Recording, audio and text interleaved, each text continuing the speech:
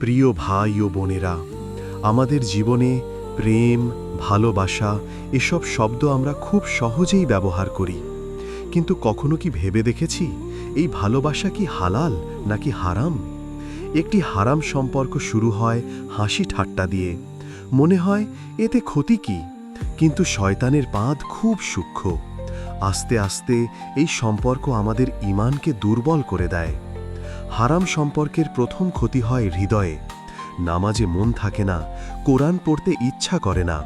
কারণ হৃদয় যখন কারো হারাম ভালোবাসায় ভর্তি থাকে, সেখানে আল্লাহর ভালোবাসা আর জায়গা পায় না। দ্বিতীয় ক্ষতি হয় সম্মানে। সমাজে যত লুকিয়েই রাখি না কেন, এক সময় সত্য প্রকাশ পাই। তখন লজ্জা, অপমান আর অপরাধবোধ মানুষকে ভেতর থেকে ভেঙে ফেলে। তৃতীয় ক্ষতি হয় ভবিষ্যতে। হারাম সম্পর্কে যাদের বিশ্বাসঘাতকতা কিংবা দুঃখের অভিজ্ঞতা হয়, তারা বৈধ দাম্পত্য জীবনেও অশান্ত থাকে।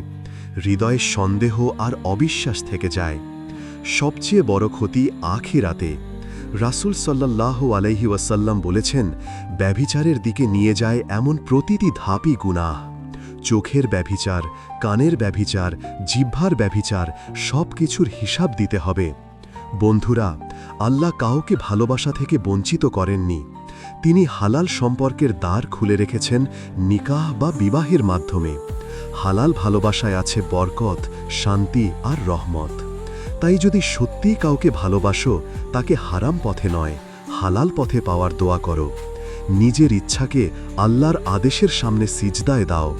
মনে রেখো, দুনিয়ার সাময়িক সুখের জন্য আখিরাতকে ধ্বংস করো না। আল্লাহ আমাদের সকলকে হারাম সম্পর্ক থেকে হেফাজত